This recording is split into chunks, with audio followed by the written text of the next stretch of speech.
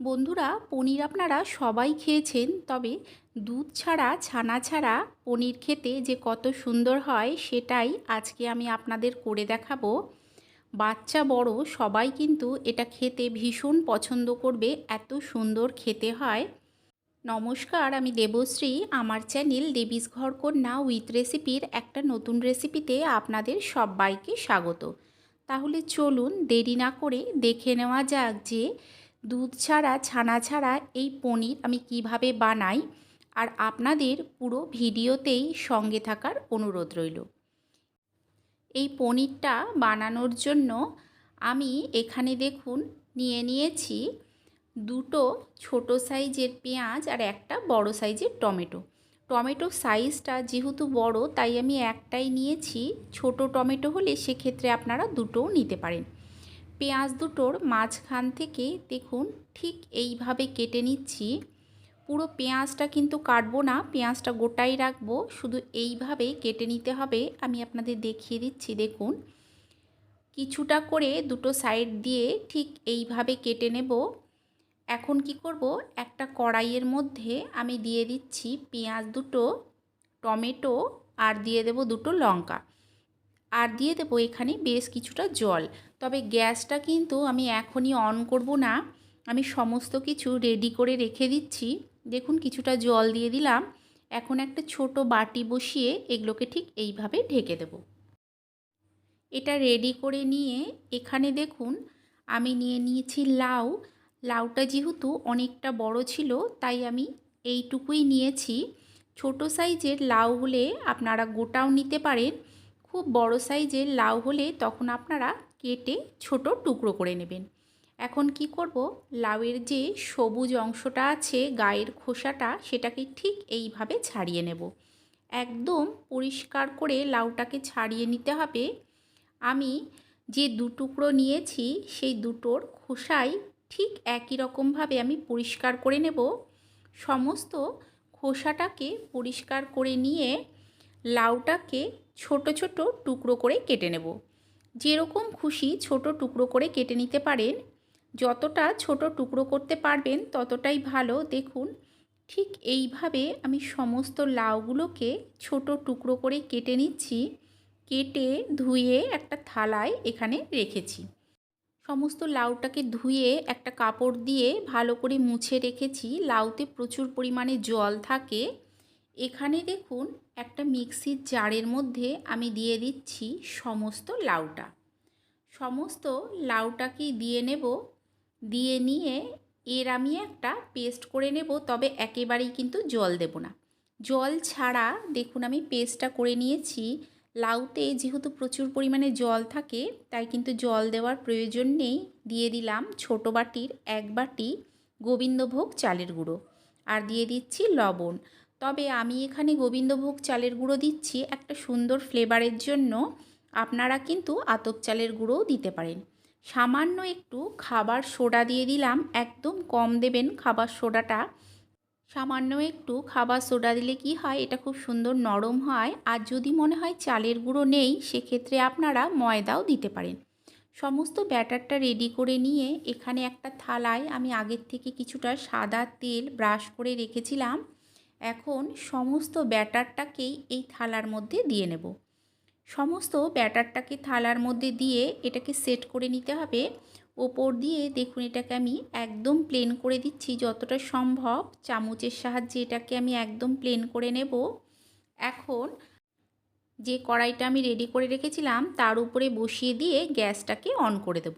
On করে দিয়ে গ্যাসের ফ্লেমটাকে মিডিয়ামে করে এটাকে আমি 10 থেকে 15 মিনিটের মতো হতে দেব। 15 মিনিট পর আমি গ্যাসটা বন্ধ করে দিয়ে একটু ঠান্ডা হতে দিয়েছিলাম। এটা রেডি হয়ে গেছে। এটা তুলে আমি সম্পূর্ণ ঠান্ডা করে নেব। আর বাটিটা উঠিয়ে নিচ্ছি। টমেটো, পেঁয়াজ, লঙ্কা সমস্ত কিছুই কিন্তু সুন্দরভাবে সেদ্ধ হয়ে গেছে। টমেটোর গায়ের অংশটা দেখুন ফেটে গেছে। পেঁয়াজটা আর কাঁচা লঙ্কাটা এগুলো সব তুলে ঠান্ডা করে নেব। ঠান্ডা করে নিয়ে এখানে দেখুন আমি একটা মিক্সির জার নিয়েছি। এর মধ্যেই পেঁয়াজটাকে ঠিক এইভাবে কেটে দিয়ে দেব। দুটো পেঁয়াজই একই রকমভাবে কেটে দিয়ে দেব।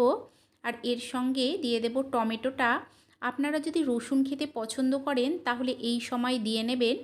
রসুনের ফ্লেভারটা অনেকেই পছন্দ করে, সেক্ষেত্রে এই মশলাটা তৈরি করার সময় কয়েক কোয়া রসুন দিয়ে নেবেন। দেখুন টমেটোটাকে আমি ভালো করে কেটে নিচ্ছি, একদম নরম হয়ে গেছে।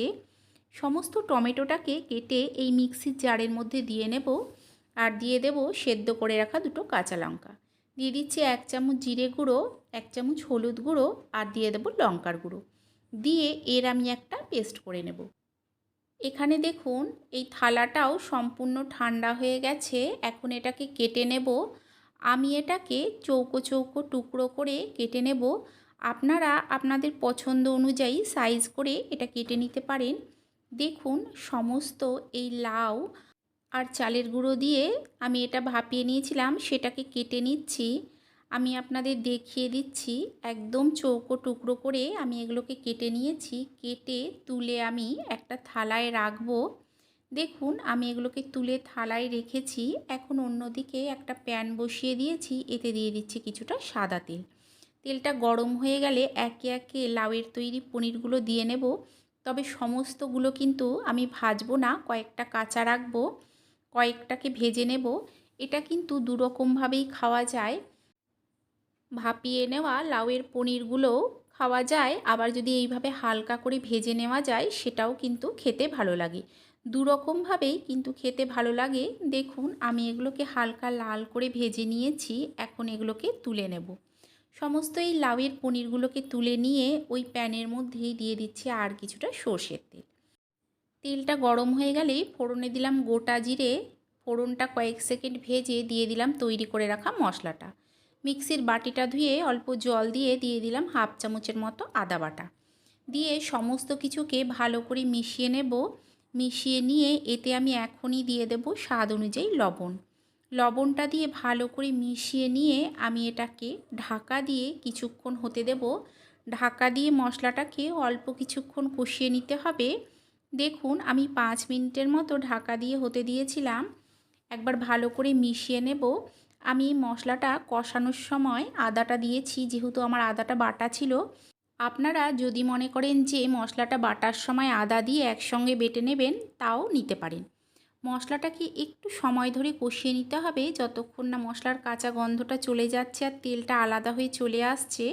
আপনাদের যদি এই রেসিপিটা ভালো লেগে থাকে লাইক করে দেবেন, শেয়ার করে দেবেন, কমেন্ট করে জানাবেন যে কেমন লাগলো। আর চ্যানেলটাকে অবশ্যই সাবস্ক্রাইব করে দিয়ে পাশে থাকা বেল আইকনটা প্রেস করে দেবেন, যাতে নতুন কোনো ভিডিও দিলেই সবার আগে আপনার কাছে পৌঁছে যায়। আর ফেসবুক থেকে দেখলে চ্যানেলটাকে অবশ্যই ফলো করে নেবেন। দেখুন মশলাটা ভালো করে কষিয়ে দিয়ে দিলাম জল। যখন ঝোলটা ফুটতে শুরু করবে তখন দিয়ে দেব ভেজে রাখা লাউয়ের পনিরগুলো। আমি ভেজে রাখা পনিরগুলোও দেব। পনিরগুলো দিয়ে মিশিয়ে আমি যে কাঁচা পনিরগুলো রেখেছিলাম সেগুলোকেও দেব। সে দুটোকে একসঙ্গে দিয়ে ভালো করে মিশিয়ে নেব। মিশিয়ে অল্প কিছুক্ষণ এটাকে ফুটিয়ে নেব। ফুটিয়ে নিয়ে সবশেষে এতে দিয়ে দিতে হবে কিছুটা কাসুরি মেথি, তাহলেই তৈরি এই রেসিপি। আপনারা বানিয়ে খাবেন, আশা করছি আপনাদেরও ভালো লাগবে। তাহলে চলুন দেখা হবে আপনাদের সঙ্গে আরও একটা নতুন ভিডিও নিয়ে।